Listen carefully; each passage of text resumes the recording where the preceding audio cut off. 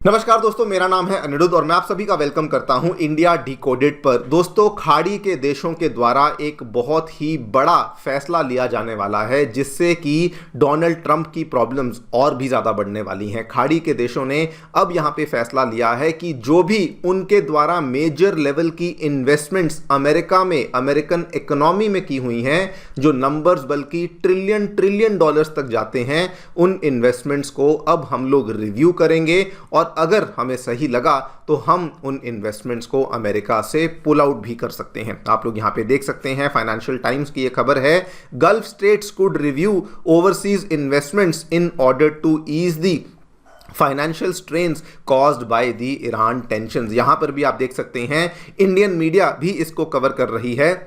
Saudi Arabia, UAE, Kuwait, Qatar जो हैं, ये अपनी यूएस इन्वेस्टमेंट्स को लेके रीथिंक कर रहे हैं। ये दोस्तों कोई छोटी मोटी बात नहीं है, ये इन्वेस्टमेंट्स ट्रिलियन डॉलर्स तक जाती हैं और ये कंट्रीज अब इतना ज़्यादा परेशान हो चुकी हैं इस पूरे के पूरे मामले से कि इन्होंने कहा हम लोग यहाँ पे अपने रीजन को डिस्टेबलाइज होने नहीं दे सकते एंड अब हम लोग जो भी इन्वेस्टमेंट्स हमने अमेरिकन इकोनॉमी में करी थी, हम लोग उस चीज़ को लेके भी श्योर नहीं हैं। हम लोग वहाँ से अपने पैसे को विड्रॉ करना चाहते हैं। In fact this is not the only development जो देखने को मिली है। यूएई के एक बिलियनियर हबतूर के द्वारा तो खुलेआम ट्रंप को क्रिटिसाइज किया गया, उनकी पॉलिसीज की कड़ी से कड़ी निंदा करी गई है। यहां पर आप देख सकते हैं, ये यूएई के बिलियनियर हैं। इन्होंने दोस्तों ऐसे ऐसे मुश्किल सवाल पूछे। इन्होंने कहा कि आखिरकार डोनाल्ड ट्रंप को ये अथॉरिटी किसने दी कि हमारे रीजन को बैटलफील्ड में बदल दे। इन्होंने पूछा कि आपकी वजह से गल्फ कॉपरेशन काउंसिल के जितने भी देश हैं, अरब के जितने भी देश हैं, वो आज एक ऐसी सिचुएशन में आ चुके हैं जो कि इन्होंने चूज नहीं करी थी। इनफैक्ट इनके द्वारा पूरा का पूरा यहां पे पोस्ट है, आप इसको जाकर देख सकते हैं। इतना बड़ा है कि पूरा एक पिक्चर में भी नहीं आएगा। कई सारे सवाल इन्होंने यहाँ पे रेस किए। सबसे बड़ा सवाल तो इन्होंने ये कहा कि जस्ट आज से 1-2 महीने पहले जो डोनाल्ड ट्रंप ने बोर्ड ऑफ पीस बनाया था, उसमें मैक्सिमम कंट्रीब्यूशन गल्फ कंट्रीज के द्वारा किया गया था, लेकिन इंटरेस्टिंगली आज हमारे ऊपर ही इतने ज़्यादा हमले हो रहे हैं और वो बोर्ड ऑफ पीस किसी भी काम का नहीं साबित हो रहा है। ये सारी की सारी चीज़ों के बारे में हम लोग चर्चा करेंगे। क्या दोस्तों देखने को मिला है, क्यों आखिरकार ये लोग अपनी इन्वेस्टमेंट्स को विड्रॉ करना चाहते हैं, कहाँ कहाँ पे किस किस लेवल की इन्वेस्टमेंट्स इनके द्वारा करी हुई थी, ये भी समझेंगे। वैसे ये बहुत ही आयरॉनिकल बन जाता है बिकॉज पिछले साल जब डोनाल्ड ट्रंप नए नए प्रेसिडेंट बनकर आए थे, उस टाइम पे इन्होंने गल्फ के देशों का दौरा किया था और ये ऑलमोस्ट $2 ट्रिलियन के आसपास की इन्वेस्टमेंट्स को इन्होंने सिक्योर किया था और आज ये वही वाले देश कह रहे हैं कि हम लोग उन इन्वेस्टमेंट्स को लेकर बिल्कुल भी श्योर नहीं है। बात करेंगे पूरी डेवलपमेंट के बारे में। आइए शुरू करते हैं मेरे साथ। मेरा नाम है अनिरुद्ध। यदि आप लोग हमें फॉलो करना चाहते हैं तो दिए गए टेलीग्राम और व्हाट्सएप चैनल के माध्यम से ऐसा कर सकते हैं। दोस्तों, अगर आपको हमारा कंटेंट पसंद आता है तो दिए गए QR कोड के माध्यम से हमें कंट्रीब्यूट भी कर सकते हैं। Alright, directly coming to the news, क्या देखने मिला है दोस्तों।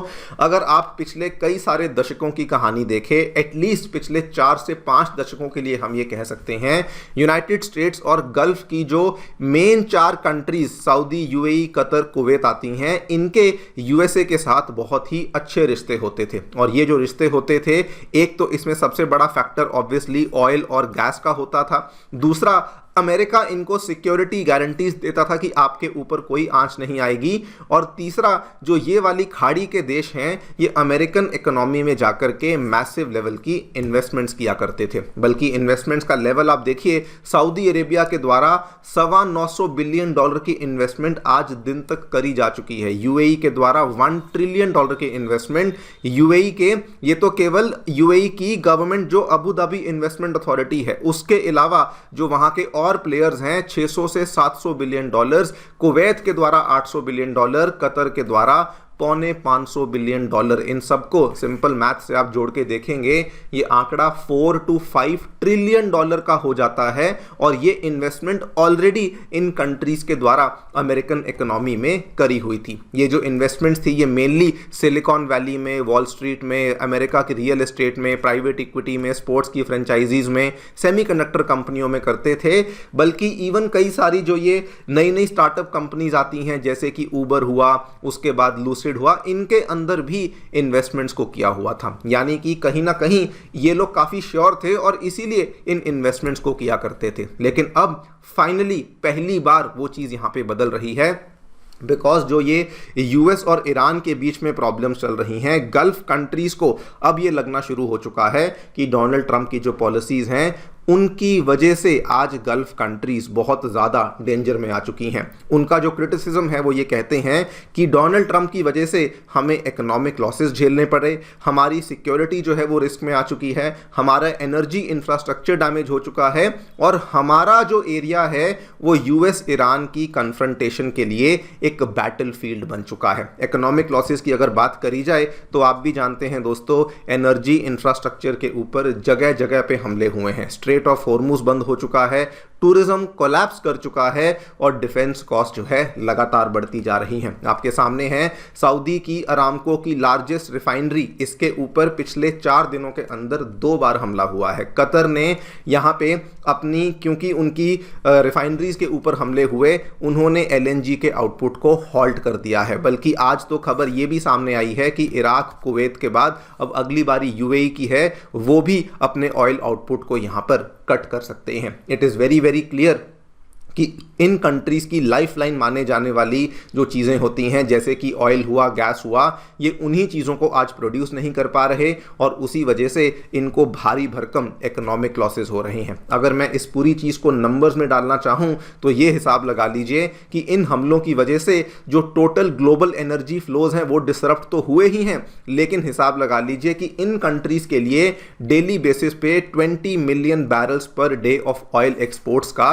इनको नुकसान हो रहा है। जो स्ट्रेट ऑफ हॉर्मुज पे वहाँ पे सब कुछ रुका हुआ है, क्योंकि ट्रैफिक 90% रुक चुका है, इस वजह से इनके लिए कॉस्ट बढ़ गई है और इनके लिए जो प्रॉफिट्स हैं वो बहुत ही ज़्यादा कम हो चुके हैं। मतलब कि एक तरफ जहाँ से ये कमाई करते थे अपने तेल के बेसिस पे वो कम हो रही है और दूसरी तरफ इनके ऊपर जो हमले हो रहे हैं उसकी वजह से इनके जो सिक्योरिटी कॉस्ट है, लॉजिस्टिक्स कॉस्ट है, वो बहुत ज़्यादा बढ़ रही है। इसी वजह से, बिकॉज इकोनॉमिक लॉसेस हो रहे हैं, सिक्योरिटी कॉस्ट बढ़ रही हैं, इसी वजह से इन्होंने कहा कि अब हम लोग अपनी इन्वेस्टमेंट्स को अमेरिका से विड्रॉ करना चाहते हैं। आप यहाँ पे देखिए, one of the most important development जो है, कई सारे सोवरेन वेल्थ फंड्स ने कहा कि जो ये बड़ी बड़ी इन्वेस्टमेंट्स हमने करी हुई हैं, हम इनको वहाँ से निकालना चाहते हैं। कुल मिला के इसमें 4 देश हैं, Saudi Arabia, UAE, Kuwait, Qatar, लेकिन रिपोर्ट ये बताती है कि 4 में से 3 यहाँ पे ऐसा करना चाहते हैं। कौन से वो 3 हैं एग्जैक्टली उनका नाम नहीं बताया,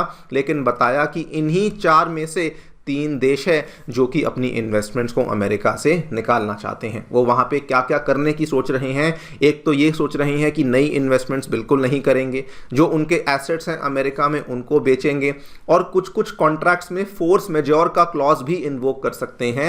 ये एक ऐसा क्लॉज होता है कि कॉन्ट्रैक्ट साइन तो किया होता है लेकिन कॉन्ट्रैक्ट को इम्प्लीमेंट नहीं करेंगे, बिकॉज कुछ ऐसे अनफोर्सिएबल सर्कमस्टांसेस आ गए हैं। एंड लास्टली, जो बिजनेस डील्स हैं, जो स्पॉन्सरशिप्स हैं, उनको कम करने का भी ये लोग यहाँ पे सोच रहे हैं। मतलब कि अभी इन्होंने किया नहीं है लेकिन ऑलरेडी वार्निंग दे दी है कि चूंकि हमारे ऊपर बहुत प्रेशर पड़ रहा है तो हम लोग जो है ये सब भी आगे जाकर के कर सकते हैं। लेट मी टेल यू, अगर ये छोटा सा पोर्शन जो पैसे का है, अगर ये अमेरिका से निकलता है, अमेरिका के लिए बहुत बड़ी प्रॉब्लम आएगी। उनके वॉल स्ट्रीट पे इंपैक्ट आएगा, अमेरिका की टेक इन्वेस्टमेंट्स पे इंपैक्ट आएगा, उनके फंड्स पे, उनकी रियल एस्टेट मार्केट्स तक पे इंपैक्ट आएगा। बल्कि रिपोर्ट्स तो ये भी कहती हैं कि ये वार्निंग इसलिए दे रहे हैं सो दैट डोनाल्ड ट्रंप जो है वो अपनी पॉलिसीज को चेंज करें और वो आगे चल करके डिप्लोमेसी के माध्यम से चीज़ों को सॉल्व करने की कोशिश करें, सो दैट जो ये प्रॉब्लम्स यहाँ पे चल रही हैं गल्फ में, ये प्रॉब्लम्स इतनी आगे ना बढ़ सकें। ये दोस्तों बहुत ही बड़ा सेटबैक बन जाता है डोनाल्ड ट्रंप के लिए। पिछले साल जब वो नए नए प्रेसिडेंट बनकर आए थे तो उस टाइम पे उन्होंने इन गल्फ स्टेट्स का दौरा किया था and he was very very proud, he was very very happy, because वो कह रहे थे कि मैंने तो जी कुछ ही दिनों में $2 ट्रिलियन की इन्वेस्टमेंट्स को पक्का कर लिया है। ये सऊदी, यूएई और कतर गए थे, $2 ट्रिलियन की इन्वेस्टमेंट्स को प्लेज करवा के आए थे यूएस इकोनॉमी के लिए। आप यहाँ पे देखिए 22 मई 2025 की ये खबर है। लेकिन आज वही वाली कंट्रीज कहती हैं कि जी नहीं, हम लोग अपने पैसे को वहाँ पे इन्वेस्ट नहीं करना चाहते, बल्कि जो डला हुआ पैसा है उसको भी हम लोग अब पुल आउट करने का सोच रहे हैं। एक और रीज़न जिसकी वजह से ये कंट्रीज़ बहुत परेशान हैं, सिक्योरिटी कॉस्ट तो इनकी बढ़ ही रही हैं, लेकिन सिक्योरिटी में कई सारे फेलियर्स भी हुए। जो ये वाली गल्फ स्टेट्स थी, इनको पहले वॉर्न नहीं किया गया था कि ये लोग ईरान के ऊपर इस तरीके से करने वाले हैं, तो इनके ऊपर जो हमले हो रहे थे वो इनके लिए बहुत ही ज़्यादा अनअनाउंस तरीके से हुए। मतलब कि जो भी इनके ऊपर यहाँ पे अटैक्स हुए थे, ये उस चीज़ को लेकर तैयार नहीं थे, और इनके जो एयर डिफेंस सिस्टम्स थे वो भी एकदम से बहुत प्रेशर में आ चुके थे। बल्कि गल्फ लीडर्स बहुत ज़्यादा अपसेट थे। इन्होंने कहा कि यूएसए ने जो अपने यूएस के बेसिस हैं और जो इजराइल का सिक्योरिटी इंफ्रास्ट्रक्चर है उसको तो प्रायोरिटाइज किया, लेकिन हमारे शहरों को ऐसे ही छोड़ दिया। ये भी एक बहुत बड़ा रीज़न है जिसकी वजह से ये कंट्रीज़ आज अमेरिका को लेकर अनश्योर हो चुकी हैं और कह रही हैं कि हम लोग अपना पैसा वहां से निकालना चाहते हैं। और दोस्तों, बची कुची कसर यूएई के जो ये बिलियनियर हैं, इन्होंने खुलेआम आकर के बोल दिया कि डोनाल्ड ट्रंप की पॉलिसीज़ बहुत ख़राब हैं, उनकी वजह से हमारे रीजन में ये सारी की सारी प्रॉब्लम्स आ रही हैं। इन्होंने कहा ही हैज़ नो अथॉरिटी। इन्होंने कहा गल्फ नेशंस ने ये कॉन्फ्लिक्ट चूज़ नहीं किया था और इस वजह से हमारे रीजन की स्टेबिलिटी और इकोनॉमिक ग्रोथ कंप्लीटली यहाँ पे डिस्ट्रॉय हो चुकी है। अब आगे चलकर क्या होगा? क्या डोनाल्ड ट्रंप वाकई में इस प्रेशर से आगे चलकर के क्या वो डिप्लोमेसी का रास्ता अपनाते हैं या फिर नहीं, ये तो वक्त ही बताएगा। लेकिन ये जो यहाँ पे इनके लिए सेटबैक आया है, ये वाकई में बहुत ही बड़ा सेटबैक है। आप लोग जो भी सोचते हैं मुझे बताएं कमेंट सेक्शन में। Thank you so much for listening. Stay tuned and stay safe.